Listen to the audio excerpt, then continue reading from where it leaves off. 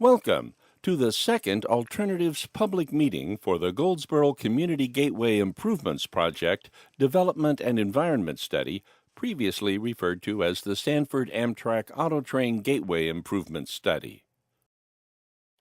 This presentation provides an overview of the history of the project, the progress for the study to date, and the anticipated schedule for the remainder of the study.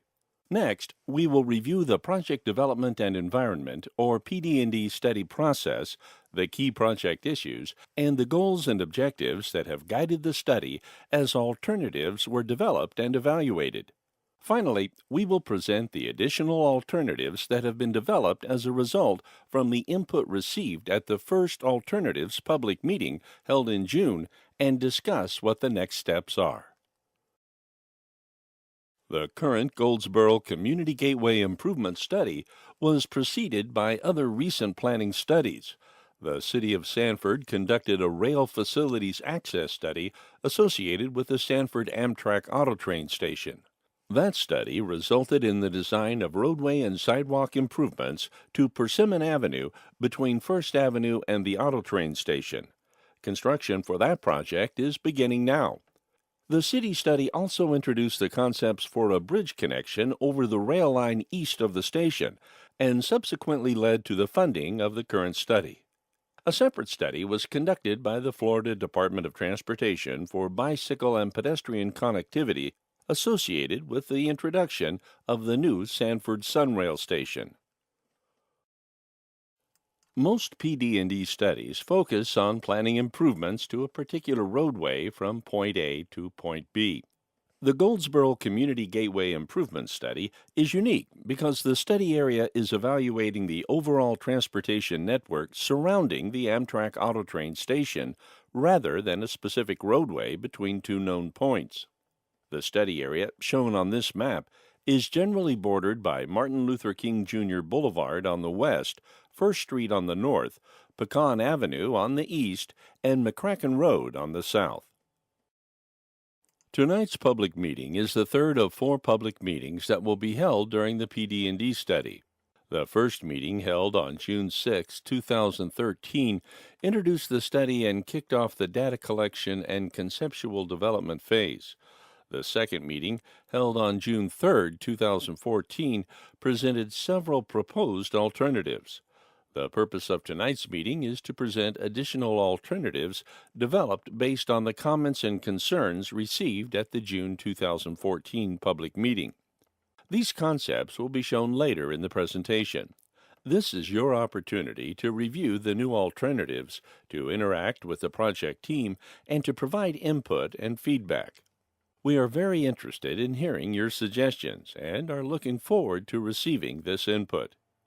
The next public meeting will be the final public hearing, which is anticipated to be held in December 2014.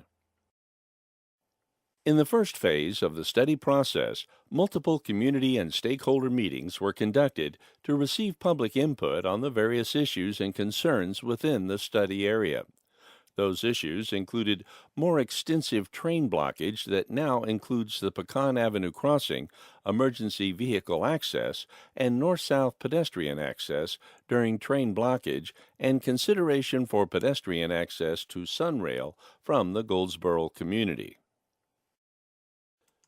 From that public input, 4 primary goals were developed for the project. First, to provide alternative roadway connectivity for the Goldsboro community. Second, to minimize the effect of the AutoTrain operations on the existing roadways. Third, to support economic development.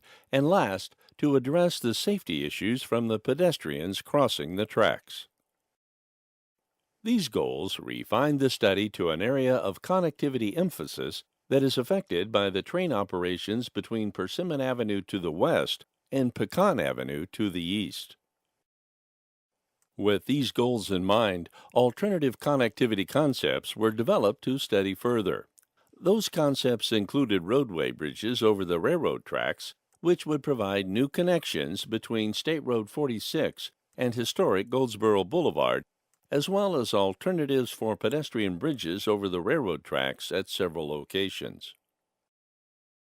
The purpose of these concepts is to improve the roadway system around the auto train station and the Goldsboro community, and to provide safer alternatives for bicycles and pedestrians. Enhancements within the study area are needed to provide improved mobility and connectivity for all modes of transportation, including vehicles, pedestrians, bicycles, and transit users. The need for this project centers around the issues created by the auto train operations. With the purpose and need for the project established and the conceptual solutions identified, engineering and environmental analysis was begun to develop project alternatives for roadway bridge routes and pedestrian bridge locations. The initial alternatives included two roadway bridge alignments, one on Mangosteen Avenue and one on Mulberry Avenue, and several locations for pedestrian bridge crossing within the connectivity emphasis area. These alternatives were presented at the public meeting held in June of this year, and none of them were identified as a preferred alternative. For the roadway bridges, concerns were expressed about the impact to residential properties and the intrusive and bisecting effect the large structures might have in the Goldsboro community. For the pedestrian bridges, there was concern that with the demolition of the public housing units, there was now significantly less pedestrian traffic crossing the railroad tracks. The study team went back to the drawing board and has developed new alternatives that address these concerns. Three new alternatives have been developed for the roadway bridge concept. All three alternatives use the Pomegranate Avenue alignment north of the railroad tracks and curve to the west south of the tracks to connect with Persimmon Avenue. These alternatives address the concerns about intrusion into the residential area by placing the bridge at the border of the industrial area near the train station. These alternatives do necessitate the acquisition of property for the improvements. However, none of the property impacted is residential, and no residents will be relocated. We now present the three new alternatives in more detail. The roadway elements are designed to be compatible with the neighborhood character of the existing roads within the community. The proposed road will be similar to the existing roads on Pomegranate Avenue and Persimmon Avenue with 11-foot wide travel lanes. There is a new 10-foot wide sidewalk being built along Persimmon Avenue and 8th Street, so the proposed roadway and bridge will have a 10-foot wide sidewalk to connect this new pedestrian facility to 1st Street and State Road 46.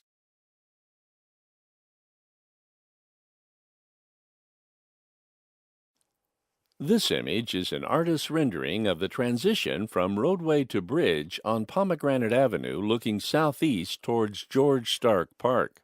The proposed alignment along the west side of the park will serve to separate the residential area from the industrial area around the train station and may help to reduce noise in the park. This photograph was taken in George Stark Park, looking west toward the proposed bridge alignment. Here is an artist's rendering of how the bridge may look if constructed on this alignment. The rendering shows a retaining wall, however an earth berm may be built instead, which could provide an area for landscape improvements. Preliminary traffic analysis has been conducted on the anticipated effect that the proposed alternatives may have on the local roads. The proposed roadway alignments are not anticipated to attract additional traffic to the community. However, some of the traffic currently using Persimmon Avenue will be rerouted to Pomegranate Avenue during periods of train blockage. Each proposed alignment has drainage challenges due to the significant ditches that join together near 8th Street and then join with another ditch south of the railroad tracks. The ditch then goes under the railroad tracks in a culvert and curves east running through the middle of George Stark Park. In order to construct the proposed improvements, the ditch will be realigned. The sharp curve of the ditch at the west end of George Stark Park will be improved and stabilized. The new bridge embankment will then be constructed across a culvert at the realigned ditch. All three of the alternative alignments will require two new stormwater retention ponds, one to the north of the tracks and one to the south of the tracks. Shown here are the two pond alternatives on the north and the two pond alternatives on the south. One on each side will be selected. The general footprint for the pond locations for each roadway alternative is similar, approximately 1.8 total acres. The three alternative alignments, A, B, and C, differ in the way that traffic connects from Pomegranate Avenue onto Persimmon Avenue. Here we discuss each option.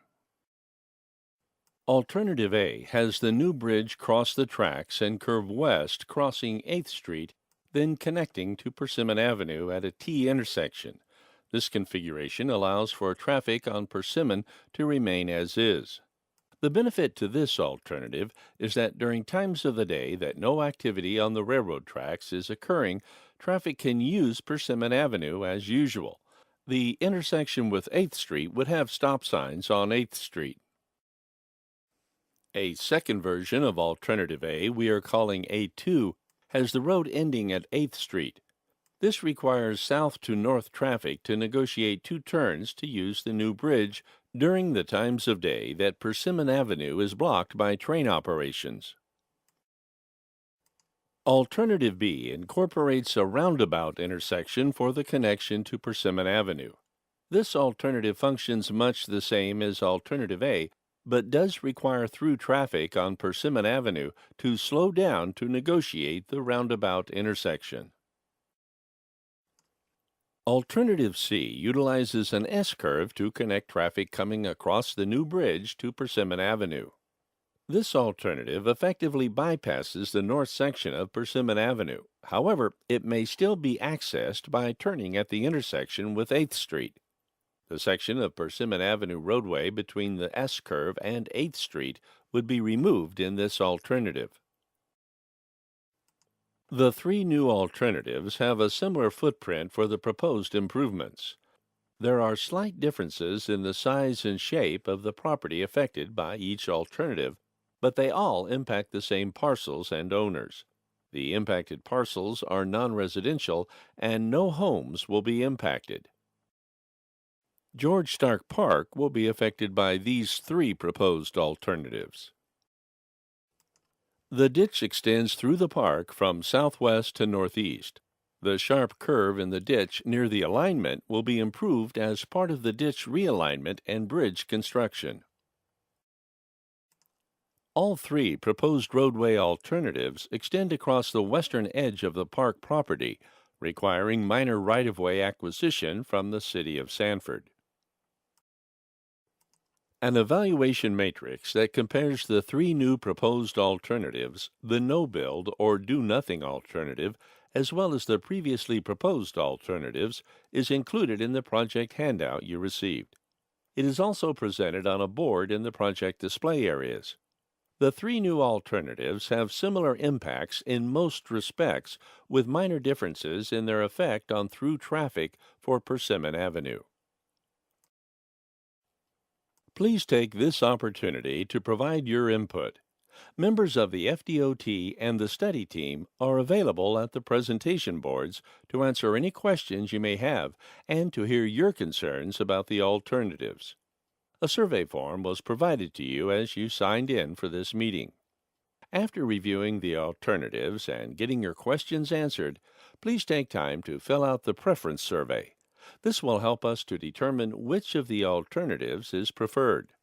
The survey includes both the previously proposed alternatives in addition to the three new alternatives.